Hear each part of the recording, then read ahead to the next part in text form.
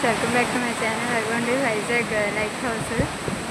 అది evening 6 o'clock తిరుగుతుంది. ప్రస్తుతానికి పగలు కదా. ఇదిగోండి సముద్రంలో తుఫాన్ వచ్చినప్పుడు ఇదంతా కోరిసింది చూడండి. సముద్రం అంతా తుఫాన్ కాగో తాబేలు కొట్టుకొని వచ్చింది. పాపం చనిపోయినట్టు.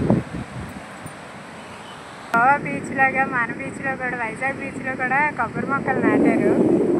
ఎంత నీట్గా ప్రశాంతంగా ఉందని చూడండి. తాబేలు ఎప్పుడు కొట్టుకొని వచ్చిందో పాపం కళ్ళ ఇన్ని పీకేసాయి. తాబేలు 120 years బతుకుతుందట. దీని వయసు ఎంత ఉంటుందో మరి. విక్టరేట్ ద సీ అండి. చూడండి అంగుళం కనిపిస్తుంది కదా. చూడండి ఆకులు ర్యాబిట్స్కి ఫుడ్ అంట. ర్యాబిట్స్కి ఫుడ్ కింద వేస్తారు. ఓం నమో నారాయణ. ఇదిగోండి తెలుగు పద కవితా పితామహుడు.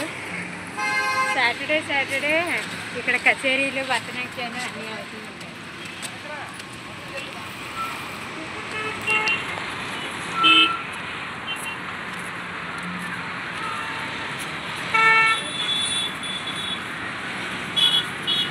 ప్రతి శనివారం అవుతూ ఉంటాయండి. వాటర్ సప్లై కూడా ఉందండి. Sujalam safe drinking water.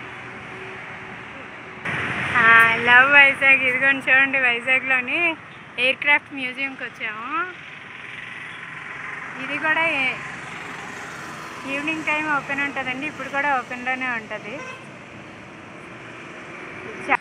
Opposite submarine. ఇదిగోండి హెలికాప్టర్ది కూడా ఈ మ్యూజియం లాంటిది అనుకుంటాను. అండర్ కన్స్ట్రక్షన్లో ఉంది. ఇది కూడా వేసవి సెలవులకు రెడీ అయిపోవచ్చు. మీద చెక్కారు సింహం బొమ్మలు. అవి ఎంత బాగున్నాయి. మ్యూజియంకి ఎదురుగా ఉంది.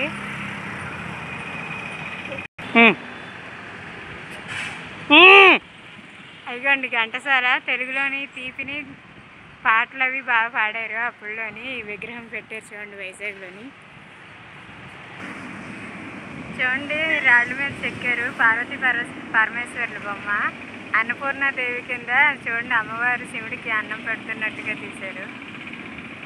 సాగర్ తీరాన ఏయూ కన్వెన్షన్ హాల్ చూడండి బీచ్ రోడ్లో.